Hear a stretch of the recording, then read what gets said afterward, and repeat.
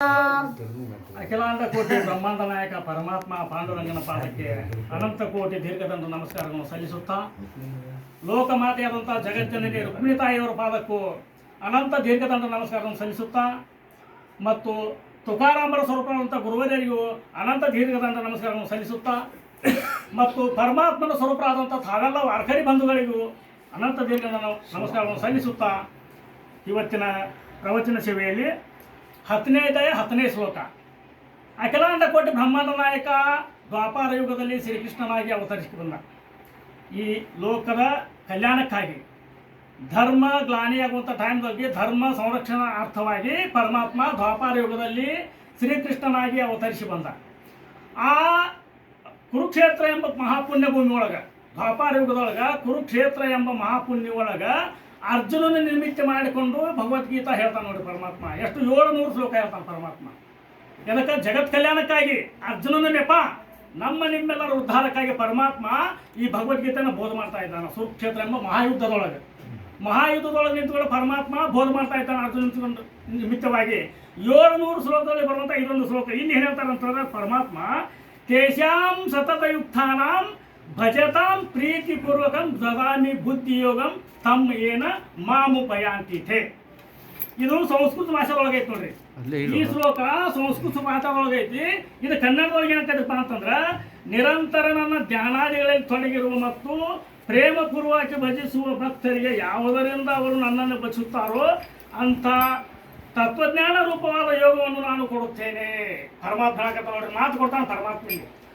ತೇಷಾಂ ಸತತ ತೇಷಾಂ ನಿರಂತರವಾಗಿ ಸತತವಾಗಿ ಪರಮಾತ್ಮನ ಚಿಂತನೆಯನ್ನ, ಪರಮಾತ್ಮನ ನಾಮಸ್ಮರಣೆಯನ್ನ, ಅದು ಹೆಂಗ ಪ್ರೀತಿಪೂರ್ವಕ ಅಂತ ಹೇಳ್ತಾನೆ ನೋಡಿ ಪರಮಾತ್ಮಲ್ಲಿ. ಸತತವಾಗಿ ನಾಮಸ್ಮರಣೆ ಎಲ್ಲರೂ ಮಾಡ್ತಾನೆ. ನಾವು ಜಗತ್ತಿನ ಜನರು ಎಲ್ಲರೂ ಮಾಡ್ತಾರೆ ನಾಮಸ್ಮರಣೆ ಮಾಡೋದ್ರೊಳಗೆ ಬರಿ ಹೇಳ್ತಾನೆ. ಮತ್ತು ಪರಮಾತ್ಮಲ್ಲಿ ಈ ಶ್ಲೋಕದೊಳಗೆ ಬರಿಯಾಗಿ ತಿಳಿಸ್ಕೊಡ್ತಾ ಇದ್ದಾನೆ. ಏನಂತ ತಿಳಿಸ್ತಾನು? ತೇಷಾಂ ಸತತಯುಕ್ತಾನಾಗಿ, ಸತತ ಅಂದ್ರೆ ನಿರಂತರವಾಗಿ ಪರಮಾತ್ಮನ ನಾಮಸ್ಮರಣೆ ಯಾವ ಥರ? ಪ್ರೇಮಪೂರ್ವಕವಾಗಿ, ಪ್ರೇಮದಿಂದ. ತೇಷಾಂ ಸತತಯುಕ್ತಾನಾಂ ಭಜತಾಂ, ಭಜ ಅಂದ್ರೆ ಸತತವಾಗಿ ಪರಮಾತ್ಮನ ಭಜನೆ ಮಾಡೋದು. ಪ್ರೀತಿಪೂರ್ವಕಂ, ಪ್ರೀತಿ ಅಂದ್ರೆ ಪರಮಾತ್ಮನ ನಾಮಸ್ಮರಣೆ ಒಳಗೆ ಪ್ರೀತಿ ಇರಬೇಕಂತ ಹೇಳ್ತಾನೆ ನೋಡಿ ಪರಮಾತ್ಮ. ಈಗ ಎಲ್ಲರೂ ನಾಮಸ್ಮರಣೆ ಮಾಡ್ತಾವೆ, ನಾವು ನಾಮಸ್ಮರಣೆ ಮಾಡ್ತೇವೆ ಅಂತಂದ್ರೆ ನಾವೇನು ನಾಮಸ್ಮರಣೆ ಮಾಡ್ತೇವೆ, ನಮ್ಮ ಚಿತ್ತೆಯಲ್ಲಿ ಹೋಗಿರ್ತೇವೆ. ಅದಕ್ಕಾಗಿ ಪರಮಾತ್ಮ ಏನು ತಿಳಿಸಿಕೊಡ್ತಾ ಇದ್ದಾನಂತಂದ್ರೆ, ಅರ್ಜುನ ನಿಮಿತ್ತ ಮಾಡಿಕೊಂಡು ಈ ಜಗತ್ತಿನ ಜನರಿಗೆಲ್ಲ ಬೋಧ ಮಾಡ್ತಾ ಇದ್ದಾನೆ ಪರಮಾತ್ಮ. ಅವನ ಚಿಂತನೆಯನ್ನು ಮಾಡುವಾಗ ಪ್ರೀತಿ ಪೂರ್ವಕ ಅಂತಂದ್ರೆ ನಮ್ಮ ಜ್ಞಾನ ಪೂರ್ವ ಪರಮಾತ್ಮಕ ಇದ್ದಾಗ ಮಾತ್ರ ಅಲ್ಲಿ ಪ್ರೀತಿ ಕೊಡ್ತಾರೆ. ಪರಮಾತ್ಮಗೆ ನಮ್ಮ ಜ್ಞಾನನೇ ಇಲ್ಲ. ರಾಮಕೃಷ್ಣ ಬಾಯಿಲಿ ಅನ್ನಕತ್ತೇವೆ ಅಂತಂದ್ರೆ ನಮ್ಮ ಚಿತ್ತ ಎಲ್ಲಿ ಹೋಗಿತ್ತು ಅಂತಂದ್ರೆ ಅದು ಆಗೋದು. ಅದಕ್ಕಾಗಿ ಪರಮಾತ್ಮ ಹೇಳ್ತಾನ್ರಿ, ಈ ಭವಬಂಧನದೊಳಗೆ ನಾವು ಬಂದೀವು ಅಂತಂದ್ರೆ, ಈ ಭವಬಂಧನದೊಳಗೆ ಬಂದಾಗ ಈ ಸಂಸಾರ ಅನ್ನೋ ಸಾಗರದೊಳಗೆ ನಾವು ಪಾರಾಗಬೇಕಾಗಿತ್ತು ಅಂತಂದ್ರೆ ಅಲ್ಲಿ ಏನೈತಿರಪ್ಪ ಅಂತಂದ್ರೆ, ಸಂಸಾರ ಸಾಗರದೊಳಗೆ ನಾವು ಕಾಯಕ ಮಾಡ್ತೇವೆ. ಆ ಕಾಯಕ ಮಾಡೋದೇನು ಸಾಧನೆ ಅಲ್ಲ. ಈಗ ನಾವು ಬಂದೆವು ಭೂಮಿಗೆ ಬಂದಾಗ ಈಗ ನಾವು ಏನೋ ಒಂದು ಕೆಲಸ ದುಡಿಯಾಕತ್ತೇವೆ. ದುಡಿಬೇಕಾದ್ರೆ ಅನಿವಾರ್ಯ ಅಂತಂದ್ರೆ ಅಲ್ಲಿ ದುಡಿದ್ರೆ ನಮ್ಗೆ ಊಟ ಸಿಗ್ತೈತಿ. ಉಪವಾಸ ಎಷ್ಟು ದಿನ ಇರೋರು ಅಲ್ಲಿ ದುಡಿಯಬೇಕಾಗ್ತದೆ. ಅದು ದೊಡ್ಡ ಕಾಯಕಲ್ಲ, ನಮ್ಮ ಉಪಜೀವನಕ್ಕಾಗಿ ದುಡಿತೇವೆ ಅಲ್ಲಿ. ಆದ್ರೆ ಅದನ್ನು ಪರಮಾರ್ಥಕ್ಕೆ ಬರ್ಬೇಕಾದ್ರೆ ದೊಡ್ಡ ಸಾಧನೆ ಇಟ್ಕೊಂಡ್ರಿ. ಆ ಸಂಸಾರ ಸಾಗರದೊಳಗೆ ಇದ್ದುಕೊಂಡ ಜೀವನ ನಡೆಸ್ಕೊಂಡ ಈ ಪರಮಾರ್ಥಕ್ಕೆ ಬರಬೇಕು. ಈ ಪರಮಾರ್ಥಕ್ಕೆ ಬರ್ಬೇಕಂತಂದ್ರೆ ಹಂಗ ಸ್ವಾಭಾವಿಕ ಆಗೋಲ್ಲ, ದೊಡ್ಡ ಸಾಧನೆ ಐತಿ ಪರಮಾರ್ಥಕ್ಕೆ ಬರ್ಬೇಕಂತಂದ್ರೆ. ಪರಮಾರ್ಥಕ್ಕೆ ಬಂದ ಈ ಪರಮಾತ್ಮನ ಒಲಿಸ್ಬೋದು ಅಂತಂದ್ರೆ, ಸಂಸಾರದೊಳಗೆ ಇದ್ದುಕೊಂಡು ಈ ಪರಮಾರ್ಥಕ್ಕೆ ಬರೋದು ಅಂತಂದ್ರೆ ಭಾಳ ಇಲ್ಲಿ ಸಾಧನೆ ಬರ್ತೈತಿ. ಇಲ್ಲಿ ಆ ಉಪಜೀವನ ಮಾಡೋದು ಸಾಧನೆ ಅನ್ನೋದಿಲ್ಲ, ಅದೇನು ದೊಡ್ಡ ಸಾಧನೆ ಅಲ್ಲ. ನಮ್ಮ ಉಪಜೀವನಕ್ಕಾಗಿ ಹೊಟ್ಟೆ ಹಸಿತದ, ನಾವು ದುಡಿಲೇಬೇಕಾಗ್ತದೆ, ಕರ್ತವ್ಯ ಅದು. ಆದ್ರೆ ಇದನ್ನು ಮಾಡ್ಬೇಕಾದ್ರೆ ಸಾಧನೆ ಬೇಕು. ಆ ಕರ್ತವ್ಯ ಮಾಡ್ಕೊಂಡು ಇದನ್ನು ಮಾಡ್ಬೇಕಾದ್ರೆ ಸಾಧನೆ ಬೇಕು. ಈ ಸಾಧನೆಯಿಂದ ಮಾತ್ರ ಇದು ಬಳಸ್ತದೆ ಅಂತ ಪರಮಾತ್ಮ ಹೇಳ್ಕೊಡ್ತಾನೆ.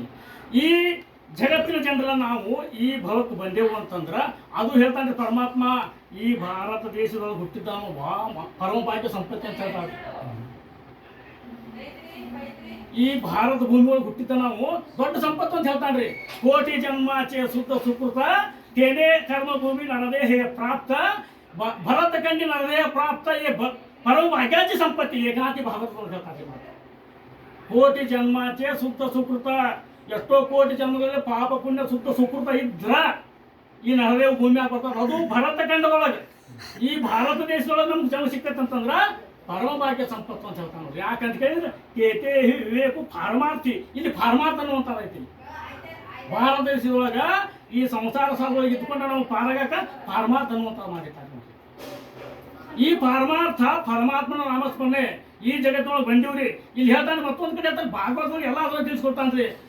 ಪರಮಾರ್ಥ ಪ್ರಾಪ್ತಿವಾಗುವನಿ ದೇವಕೇಲೆ ಮನುಷ್ಯ ಯೋನಿ, ಯಾ ದೇವಾಚ ವಿಶ್ವಾಸ ಬುಡವಿನಿ ವಿಶೇಷ ಯೋನಿ ನಿಜ ಪತನ. ಮತ್ತು ಇವನಿ ಭಾಗವತದೊಳಗೆ ಹೇಳ್ತಾರೆ ಏಕನಾಥ ಭಾಗವತದೊಳಗೆ ಪರಮಾತ್ಮ ಪ್ರಾಪ್ತಿವಾಗುವನಿ ಅಂತಂದ್ರೆ ಪರಮಾತ್ಮನ ಕಾಣೋದಕ್ಕಾಗಿ ಈ ಆತ್ಮನಿಗೂ ಪರಮಾತ್ಮನ ಈ ಆತ್ಮನಿಂದ ಪರಮಾತ್ಮನ ಈ ಆತ್ಮಶುದ್ಧಿ ಮಾಡ್ಕೊಂಡ್ಬಿಟ್ರೆ ಪರಮಾತ್ಮ ತಾನಾಗೆ ಬರ್ತಾನೆ. ಈ ಆತ್ಮಶುದ್ಧಿ ಅಂತರಾತ್ಮ ನಮ್ಗೆ ಶುದ್ಧಿ ಆಗ್ಬೇಕಾಗಿತ್ತು. ಮೊದಲು ಪರಮಾತ್ಮ ಪ್ರಾಪ್ತಿಲಾಗುವನಿ ದೇವಕೇಲೆ ಮನುಷ್ಯ ಯೋನಿ 84 ಲಕ್ಷ ಜೀವರಾಶಿ ದಾಟಿ ಬಂದಿಂದ ಈ ಪರಮಾರ್ಥವನ್ನು ಪ್ರಾಪ್ತಿ ಮಾಡೋದ್ಕೊಳಕ ನಮ್ಗೆ ಮನುಷ್ಯ ಯೋನಿಯೊಳಗೆ ಹಾಕಂತೆ ಪರಮಾತ್ಮ. ಈ ಮನುಷ್ಯ ಯೋನಿಯೊಳಗ ಈ ಪರಮಾತ್ಮ ಈ ನಿನ್ನ ಯಾರು ತಿಳ್ಕೊಳ್ಳೋದಕ್ಕ ನಿನ್ನ ಅರಿವು ನಿನಗೆ ಮೂಡ್ಬೇಕನ್ನೋದಕ್ಕ ಈ ಮನುಷ್ಯ ಯೋನಿಯೊಳಗೆ ಕಳಿಸ ನಮಗೆ. ಆ ಕಳಿಸಿದ ಅಲ್ಲಿ ಮಾತು ಕೊಟ್ಟು ಬರ್ತೇವೆ. ಆ ಜಪಟೆ ಉಲಟ ಪ್ರಾಣಾಚ ತೇತಿ ಮನಾಚ ನಿರ್ಧಾರವಾಸಿ ತಾಯಿ ಹೊಟ್ಟೆ ಒಳಗೆ ಮಾತು ಕೊಟ್ಟೆವು ಪರಮಾತ್ಮ. ಏನಂತ ಮಾತು ಕೊಟ್ಟೆವು? ತಾಯಿ ಹೊಟ್ಟೆ ಒಳಗೆ ಕೂತಿರ್ತೇವು. 4 ಹೋದ್ರೆ ಮೌಸ್ಕಂಡ ಕೆಳಗೆ ಬಂದ್ರೆ ಮಲಮೂತ್ರ ಆ ಭಾಡಾಂಧಕಾರ ಕೂತ್ಕೊಂಡು ಪರಮಾತ್ಮ ಬೇಡ್ಕೊತೇವ. ಮೊದಲು ಇಲ್ಲಿಂದ ಪಾರು ಮಾಡಪ್ಪ ನನ್ನ, ಮೊದಲು ಈಗ ನರಕದಿಂದ ನಾನು ಪಾರು ಮಾಡೋದು ಬೇಡ್ಕೊಂಡ ಪರಮಾತ್ಮ ಕೇಳ್ತಾನೆ. ನಿನ್ನ ಹೊರಗೆ ಹಾಕಿ ನಾಮಸ್ಮರಣೆ ಮಾಡ್ತೇನೆ ಅಲ್ಲಿ ಹ್ಞೂ ಅಂತ ಅಲ್ಲೇ ಮಾತು ಬಂದೆವು. ಅಲ್ಲಿಂದ ಹೊರಗೆ ಬಂದೆವು. ಈ ಪಂಚಮಹಾಭೂತಗಳು ಬಂದು ನಮಗೆ ಗಾಯ ಬಡಿತಿ ಅಲ್ಲಿ ಮರೆತು ಬಿಟ್ಟು, ಅದಕ್ಕಾಗಿ ಅಲ್ಲಿ ಮರೆತು ಸಹಿತ ತಿಳುವಳಿಕೆ ಬಂದಿದ್ದೀವಿ ಪರಮಾತ್ಮ ಮಾಡಂತ. ಈ ಪರಮಾತ್ಮನ ನಾಮಸ್ಮರಣೆ ಈ ನಾಮ ಅನ್ನುವಂಥದ್ದು ಬೀಜ ಮೂಲ ಏನೈತ್ರಿ. ಈ ನಾಮಸ್ಮರಣೆ ಎಲ್ಲರೂ ಹೇಳ್ತೇವೆ ಪರಮಾತ್ಮನ ನಾಮಸ್ಮರಣೆ ಮಾಡಂತೆ. ಈ ನಾಮದ ಬೀಜ ಮೂಲ ಎಲ್ಲಿಂದ ಬಂತು? ಪರಮಾತ್ಮನ ನಾಮಸ್ಮರಣೆ ಬೀಜ ಮೂಲ ಬೇಕಾದ್ರೆ ನಮಗಿಲ್ಲಿ. ಈಗ ಒಂದು ಕಡೆ ಹೇಳ್ತಾರೆ ಬೀಜ ಮೊದಲು ಗಿಡ ಮೊದಲು. ಯಾರು ಹೇಳಕ್ಕಾಗತ್ರಿ? ಬೀಜ ಅಂತ ಗಿಡ ಇಲ್ಲ, ಗಿಡ ಅಂತ ಬೀಜ ಇಲ್ಲ. ಇಲ್ಲಿ ಮತ್ತೊಂದು ಕಡೆ ಹೇಳ್ತಾರೆ ಪರಮಾತ್ಮ ಬೀಜ ಅನೇ ಫಳ ಹರಿಚೆ ನಾಮ, ಬೀಜ ಅನೇ ಫಳ ಹರಿಚೆ ನಾಮ. ಈ ನಾಮಸ್ಮರಣೆ ಬೀಜದೊಳಗೂ ಪರಮಾತ್ಮನು ಮತ್ತು ಆ ಫಲದೊಳಗೂ ಪರಮಾತ್ಮ ಹರಿನಾಮಸ್ಮರಣೆ ಬೀಜ, ಆ ಬೀಜದೊಳಗೂ ಪರಮಾತ್ಮನ ಅದರ ಫಲದೊಳಗೂ ಪರಮಾತ್ಮ ಅಂತ ಹೇಳ್ತಾನೆ. ಇಲ್ಲಿ 2 ಕಡೆ ಪರಮಾತ್ಮನ. ಹಂಗಾದ್ರೆ ಬೀಜ ಯಾವುದ್ರಿ? ಹರಿನಾಮ ಬೀಜ. ಈ ಜಗತ್ತು ಆರಂಭ ಆಗೋಕ್ಕಿಂತ ಮೊದಲ ಈ ಭೂಮಿ ಇಲ್ಲ, ಯಾವುದು ನಿರಂಕಾರ, ಈ ಪೂರ ನೀರು ಅಂತ ಟೈಮ್ದೊಳಗ ಪರಮಾತ್ಮನ ಮುಖದಿಂದ 4 ವೇದ ಹುಟ್ಟಿದ್ರು. ಪರಮಾತ್ಮನ ಮುಖದಿಂದ 4 ವೇದ ಹುಟ್ಟಿದ್ರು. ಆ ವೇದದೊಳಗ ಎಲ್ಲ ಐತಿ ಅದ್ರಾಗ. ಒಟ್ಟ ಏನು ಬೇಕಲ್ಲ ವೇದದೊಳಗ. ಆ ವೇದಗಳ ಮೂಲ ಬೀಜ, ಆ ವೇದಗಳ ಮೂಲ ಬೀಜ ರೂಪನ ಹರಿ ಅನ್ನುವಂಥ ಅಕ್ಷರ. ಆ ವೇದಗಳ ಮೂಲ ಬೀಜನ ಹರಿ. 4 ವೇದಗಳ ಹುಟ್ಟಿನಲ್ಲಿ ಪ್ರಪಂಚ ಎಲ್ಲ ರೆಡಿ ಆಗ್ತಿದ್ರು. ಈ ಜಗತ್ತ ಉತ್ಪನ್ನ ಆಗ್ಬೇಕಾದ್ರೆ 4 ವೇದಗಳು ಪರಮಾತ್ಮ ಮುಖದಿಂದ ಹುಟ್ಟಿದಾಗ ಅವು ಉತ್ಪನ್ನ ಆದವು. ಆ ವೇದಗಳು ಹೆಂಗೆ ಹುಟ್ಟಿದ್ರು ಅನ್ನೋದು ದೊಡ್ಡ ಕಥೆ. ಅದು ಇಲ್ಲಿ ಟೈಮ್ ಇಷ್ಟೇ ಕೊಟ್ಟಾಗ ಶ್ರಮ ಮಾಡೋದಿಲ್ಲ. ಆ ವೇದಗಳ ಹುಟ್ಟಿದ್ರಿಂದ ಈ ಜಗತ್ತು ಆ ವೇದದಿಂದ ಬ್ರಹ್ಮನ ಕೈ ಹೋಗ್ತಾವ. ಬ್ರಹ್ಮದ ನೋಡ್ತಾರೆ, ಅದರ ಪ್ರಕಾರ ಜಗತ್ತು ಉತ್ಪತ್ತಿ ಮಾಡ್ತಾನೆ. ಆ ವೇದಗಳ ಮೂಲ ಬೀಜನ ಹರಿ ಅನ್ನುವಂಥ ಅಕ್ಷರ ಪ್ರಥಮದಲ್ಲಿ. ಆ ಹರಿ ಅನ್ನುವಂಥ ಅಕ್ಷರ ಯಾವಾಗೂ ನಾಶ ಇಲ್ಲ, ವಿಸ್ತಾರದಿಂದ ಏಕರೂಪಕ್ಕತ್ತವ. ಹರಿ ಅನ್ನುವಂಥ ಅಕ್ಷರ ಯಾವಾಗಲೂ ನಾಶ ಐತೇನ್ರಿ? ಯಾವಾಗೂ ನಾಶ ಇಲ್ಲ. ಅದನ್ನು ವಿಸ್ತಾರ ಮಾಡ್ಕೊಂತ ನಾವು ಹೆಂಗೆ ವಿಸ್ತಾರ ಮಾಡ್ಕೊಂಡು ಹಾಕೊಂಡ್ರೆ ಒಂದು ಜಗತ್ತು ಹರಡ್ಕೊಂತ ಹೋಗ್ತದೆ. ವಿಸ್ತಾರ ಮಾಡಿಬಿಟ್ಟಾರೆ ನಮ್ಮ ಸಂತ ಎಲ್ಲರೂ. ಬೇಕಾದಷ್ಟು ನಮ್ಗೆ ಆಗ್ತದೆ ಅಂತ ವಿಸ್ತಾರ ಮಾಡಿದ್ದಾರೆ ಅಕ್ಷರ. ಆ ಮೂಲ ಬೀಜನದ ಹರಿ ಅನ್ನೋ ಅಕ್ಷರ ಅದರೊಳಗಿನ ಪರಮಾತ್ಮ ವಾಸ್ತವ್ಯ ಮತ್ತು ಎಲ್ಲ ಅದ್ರಾಗ ಅಡಿಗೆ ಪರಮಾತ್ಮಲ್ಲ ಹರಿ ಅನ್ನುವಂಥ ಅಕ್ಷರದೊಳಗೆ. ಆ ಹರಿ ಅನ್ನುವಂಥ ಅಕ್ಷರ ಯಾವಾಗೂ ನಾಶ ಇಲ್ಲ, ಅದು ವಿಸ್ತಾರ ಏಕರೂಪ ಆಯ್ತು.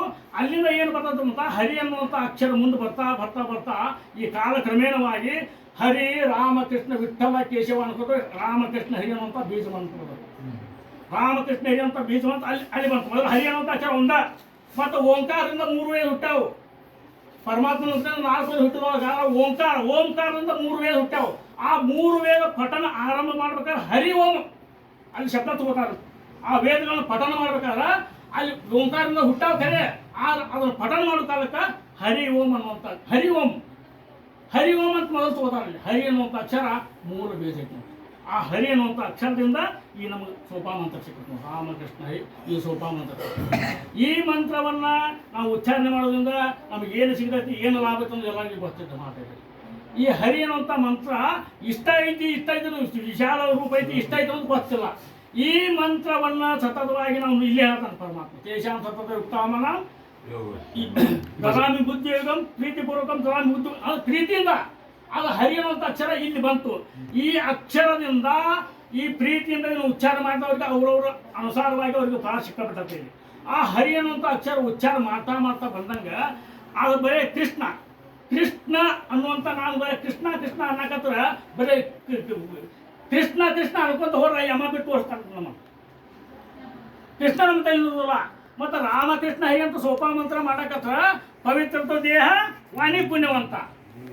ನಿನಗಲ್ಲಿ ನಿನ್ನ ದೇಹ ಪವಿತ್ರ ಆಯ್ತು, ನಿನ್ನ ವಾಣಿ ಪುಣ್ಯವಂತ ಆಯ್ತು. ಅಂದ್ರೆ ಈಗ ನಾವು ತಿಳ್ಕೊಬೇಕಾಗಿತ್ತು ಏನಾಗಿದ್ರಪ್ಪ ಅಂತಂದ್ರೆ ಈ ಹರಿನಾಮ ಸ್ಮರಣೆ ಮಾಡಕತ್ತಿಂದ ನಮಗೆ ಗುರುಪದೇಶದಿಂದ ಈ ಮಂತ್ರದೊಳಗೆ ನಾವು ಬಂದಾಗ ನಮ್ಮದು ನಾವು ತಿಳ್ಕೊಬೇಕು. ಮೊದಲು ನಮ್ಮ ಪರಿಸ್ಥಿತಿ ಹೆಂಗಿತ್ತು, ನಾವು ಎಲ್ಲಿಗೆ ಬಂದೆವು, ನಾವು ಏನು ಮಾಡಕತ್ತೇವೆ ಅಂತ ತಿಳಿದ್ಬಿಟ್ರೆ ಈ ಮಂತ್ರದ ಉಪಯೋಗ ನಮಗೆ ಬರ್ತಕ್ಕಂಥ. ಈ ಸಂಸಾರದೊಳಗೆ ದುರ್ವಿಮಾನ ಸಾಧನೆ ಮಾಡೋದನ್ನ ಎಲ್ಲರೂ ನೋಡ್ಬೋದು, ಎಲ್ಲರಿಗೆ ತೋರಿಸ್ಬೋದು ಅನ್ನೋ ಇಷ್ಟ ದುಡ್ಡು ಅಂತೇಳಿ. ಆದರೆ ಈ ಅಧ್ಯಾತ್ಮದೊಳಗೆ ದುಡ್ಡಿತೇವಲ್ಲ ಇದನ್ನು ಗೌಪ್ಯವಾಗಿ ಇಟ್ಕೋಬೇಕಂತ ನೋಡ್ರಿ.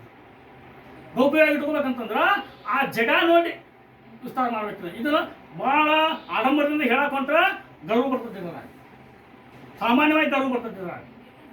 ಈ ಗರ್ವ ಬರೋ ಸಂಬಂಧ ಇದನ್ನು ಎಲ್ಲಿ ಭಾಳ ಇದು ಮಾಡೋಂಗಿಲ್ಲ. ಇದನ್ನು ಗೌಪ್ಯವಾಗಿರೋಂಥ ಪರಮಾತ್ಮ ಸಾಧನೆ ಮಾಡಿದ್ದಾನೆ. ಗೌಪ್ಯವಾಗಿರೋದು ಇನ್ನು ಸಂದರ್ಭಕ್ಕನುಸಾರವಾಗಿ ವಿಸ್ತಾರ ಮಾಡಿದನು. ಚಿಕ್ಕಲೆ ಇದು ಮಾಡಕ್ಕೆ ಬರಲ್ಲ.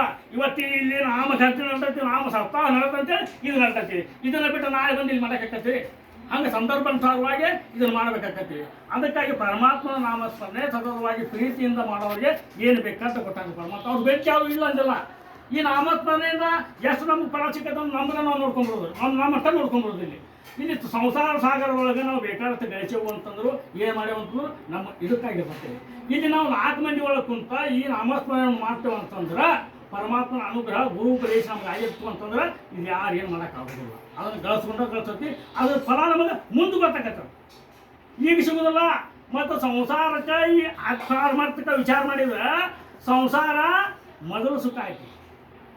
ಸಂಸಾರದೊಳಗೆ ಮೊದಲು ನಿಂಗೆ ಸುಖ ಸಿಕ್ಕಿಬಿಡ್ತೈತಿ. ಹೆಂಗೆ ಸುಖ ಸಿಗ್ತೈತಿ ಅಂತಂದ್ರೆ ಮಗ ಹುಟ್ಟ ಸಣ್ಣ ಹುಟ್ಟ ಆಟಪಾಠ ಮಾಡಿದ, ವಯಸ್ಸಕ್ಕೆ ಬಂದ, ಮದುವೆ ಮಾಡಿಬಿಟ್ರು. ಮದುವೆ ಮಾಡಿಂದ ಹೆಂಡತಿ ಬಂದಿದ್ದು ಸುಖ ಸಿಕ್ತು. ಹೆಂಡತಿ ಬಂದಿದ್ದು ಸುಖ ಸಿಕ್ತು. ಹೆಂಡತಿ ಬಂದಿದ್ದು 2 ವರ್ಷಕ್ಕೆ 2 ಮಕ್ಕಳು ಬಂದ್ರೆ ಅಲ್ಲಿಂದ ಚಲೋ ಆತ. ಹಿಂಗೆ ಎಲ್ಲ ತಪ್ಪದ ಚಲೋ ಆತ. 2 ಮಕ್ಕಳು ಹೆಂಡ್ರು ಬಂದಿದ್ದು ಚಲೋ ಆದಂಗೆ ಅದ. ಅಲ್ಲಿ ಬಂದಿದ್ದು ಚಲೋ ಅಂದ್ರೆ ಮೊದಲು ಸುಖ, ಮೊದಲು ಜಿಗದಾಡು ಸಂತೋಷದಿಂದ, ಆಮ್ಯಾಗ ಇಲ್ಲಿ ಚಲೋ ಆಕತಿ. ಈಗ ಎಲ್ಲರೂ ನಾವು ವಿಚಾರ ಮಾಡ್ಕೊಂಡು ಬಿಡ್ತದ. ಮೊದಲು ನಾವು ಸಣ್ಣದ ಹೆಂಗಿತ್ತು ಜೀವನ, ಈಗ ಹೆಂಗೆ ಆಗಾಕತ್ತೈತಿ. ಈ ಅಧ್ಯಾತ್ಮ ಹಂಗಲ್ಲ. ಮೊದಲು ನಿನಗೆ ಇಲ್ಲಿ ಬರ್ಬೇಕಾದ್ರೆ ತ್ರಾಸ ಐತಿ, ಇಲ್ಲಿ ಬರ್ಬೇಕಾದ್ರೆ ತ್ರಾಸ ಐತಿ. ಇಲ್ಲಿ ಒಮ್ಮೆ ಬಂದುಬಿಟ್ಟೆ ಅಂತಂದ್ರೆ ಈ ಸುಖ ನಿನಗೆ ಯಾರು ಇಲ್ಲಿ ತರೋಕೆ ಆಗುವುದಿಲ್ಲ. ಅಧ್ಯಾತ್ಮದೊಳಗಿನ ಸುಖ ಒಮ್ಮೆ ನೀನು ಇದ್ರೊಳಗೆ ಹೊಕ್ಕೊಂಡಿ ಅಂತಂದ್ರೆ ಬರಬೀಳಕ್ಕೆ ಸಾಧ್ಯನೇ ಇಲ್ಲ. ಇದ್ರಾಗ ಈ ಭ್ರಾಂತಿ ಒಳಗೆ ಹೊಕ್ಬಿಟ್ಟ ಮುಗಿದು ಹೋತು. ಈ ಭ್ರಾಂತಿ ಒಳಗಿನ ಹೊಕ್ಬಿಟ್ರೆ ಪಾರಾಯಕ್ಕೆ ಆಗೋದಿಲ್ಲ. ಇಂಥ ಭ್ರಾಂತಿ ಒಳಗೆ ಹೋಗಿರ್ತಂತ ಪರಮಾತ್ಮ. ಅದನ್ನು ಬಿಟ್ಟು ನಾವೆಲ್ಲ ಏನು ಮಾಡಕತ್ತೀವಪ್ಪ ಅಂತಂದ್ರೆ ನಮ್ಮ ಭ್ರಾಂತಿನ ಬೇರೆ ಅಲ್ಲ. ನಮ್ಮ ಭ್ರಾಂತಿ ಬೇರೆನೇ ಹೋಗ್ಬಿಡ್ತಾವೆ. ಇಲ್ಲಿ ನಮ್ಮ ಭ್ರಾಂತಿ ಹೇಗೆ ಹೋಗ್ತಾರಪ್ಪ ಅಂತಂದ್ರೆ ಒಂದು ಊರಾಗ ಒಬ್ರು ದೊಡ್ಡ ಕಬ್ಬು ಬೆಳೆಸಿದ್ರು, ಭಾಳ ನೋಡುವಂಗಿತ್ತು. ಎಲ್ಲರೂ ಬಂದ ರೋಡಿಗೆ ಕಬ್ಬಿನ ಹೊಲ ದಾರಿ ಬರ್ತಿದ್ದ. ಈಗ ಹೊಂಟಿದ್ದ ಗರ್ಗ ದಾರಿ ಅದ. ಈ ದಾರಿ ಧಾರವಾಡ ಹೋಗತ್ತಲ್ಲ ಕೇಳಿದವು. ಆ ಹೊಲದ ಮಾಲಕನ ಹೇಳ್ತಾನ, ಈ ಕಬ್ಬ ಇಲ್ಲಿಂದ ಅಲ್ಲಿ ಮಟ್ಟ ಅಂದ ಇಲ್ಲ, ಪ್ರಾಣ ಬೆಳೆಸಿದ್ದಿನ ಹಗಲಿರತ್ತೆ ನೀರತ್ತೆ ನೀವು ಕಬ್ಬಿಂದ ಹೇಳಕತ್ತ. ಅವ್ ಮತ್ತೊಂದು ಕೇಳ್ದ, ಈ ದಾರಿ ಧಾರವಾಡ ಹೋಗತ್ತಲ್ಲಿ ಅವ್ನು ಮತ್ತು ಕಬ್ಬಿಂದ ಹೇಳಕತ್ತ. ಅವ್ನು ಕಬ್ಬಿನ ಭ್ರಾಂತಿ ಹೋಗಿತ್ತು, ಕಬ್ಬಿನ ಹೊಲ ಭ್ರಾಂತಿ ಅವ್ನು.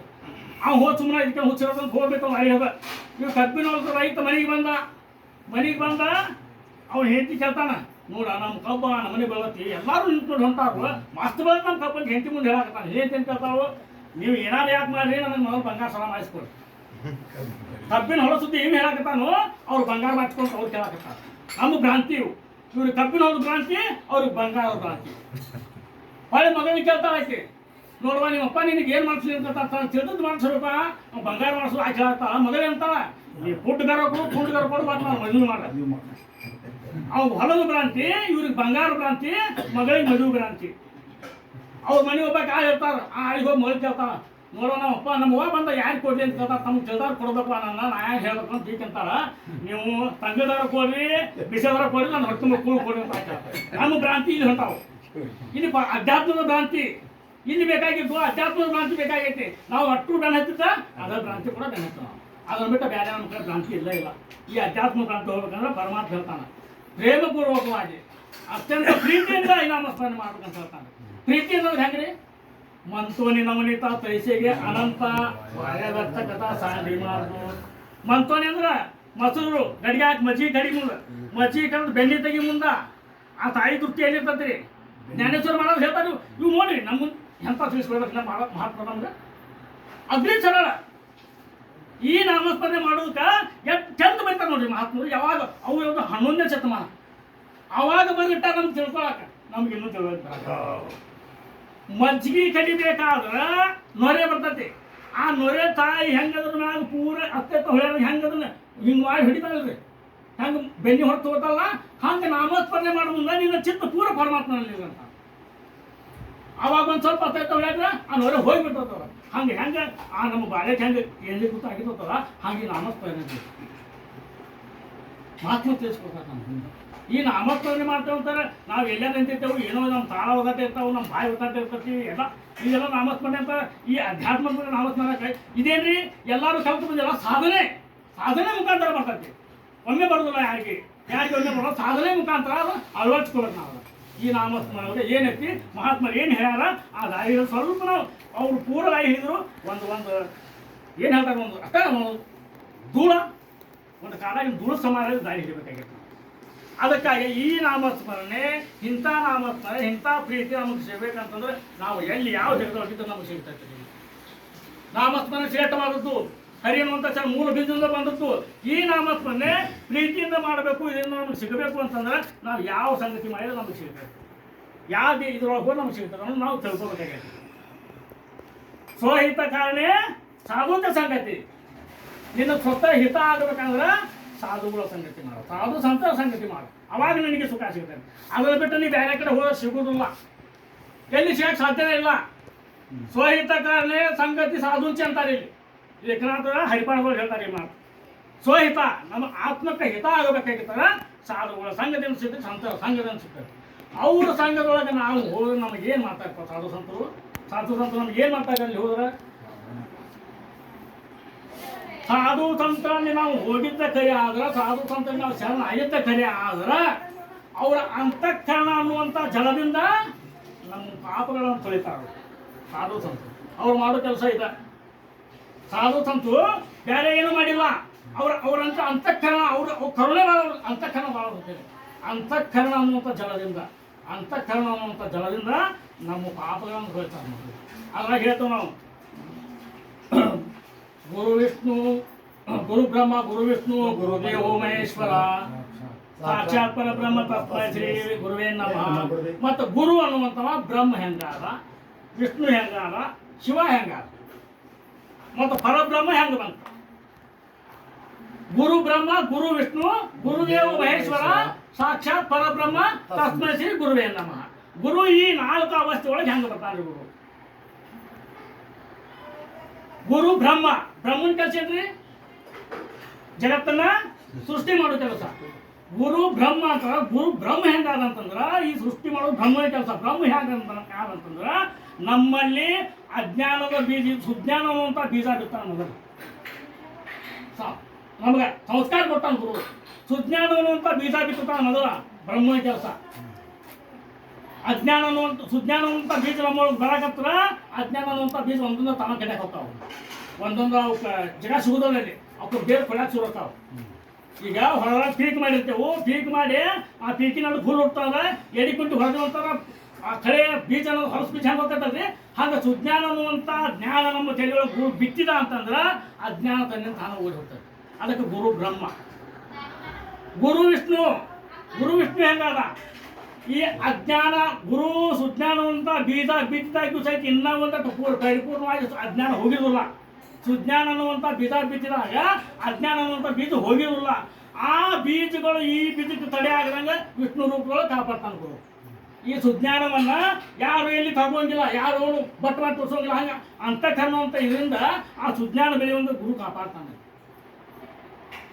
ಗುರು ಬ್ರಹ್ಮ ಗುರು ವಿಷ್ಣು ಗುರುದೇವ ಮಹೇಶ್ವರ ಹೆಂಗಾದ್ರಿ ನಮ್ಮಲ್ಲಿರುವಂಥ ಅಜ್ಞಾನವನ್ನ ಸಂಹಾರ ಮಾಡಿ ಮಹೇಶ್ವರನ ಕೆಲಸ ಏನ್ರಿ ಸಂಹಾರ ಮಾಡೋದು ಆಯ್ತು ನಮ್ಮಲ್ಲಿರುವಂಥ ಅಜ್ಞಾನವನ್ನ ಸಂಹಾರ ಮಾಡ್ತಾನೆ ಮತ್ತು ಸುಜ್ಞಾನ ಬ್ರಹ್ಮ ರೂಪದೊಳಗೆ ಬಿಚ್ಚಿದ ವಿಷ್ಣು ರೂಪದೊಳಗೆ ಕಾಪಾಡಿದ ಮಹೇಶ್ವರನ ರೂಪದೊಳಗೆ ಅಜ್ಞಾನ ಸಂಹಾರ ಮಾಡಿದ ಆವಾಗ ಪರಮಾತ್ಮ ಕಂಡು ಬಿಡ್ತಾನೆ ನಮ್ಮಲ್ಲಿ ಸುಜ್ಞಾನ ಅನ್ನುವಂಥ ಬೀಜ ಬಂದ ವಿಷ್ಣುವಿನ ರೂಪದಲ್ಲಿ ಕಾಪಾಡಕತ್ರ ಶಿವ ಅನ್ನುವಂಥ ಅಜ್ಞಾನವನ್ನು ಲಯ ಮಾಡಿದ್ದ ಪರಮಾತ್ಮನ ಕಾಣ್ತೇನೆ. ಗುರು ಅದಕ್ಕೆ ಗುರುದೇವ ಸಾಕ್ಷಾತ್ ಪರಬ್ರಹ್ಮ ತೋರಿಸ್ತಾ ಗುರು.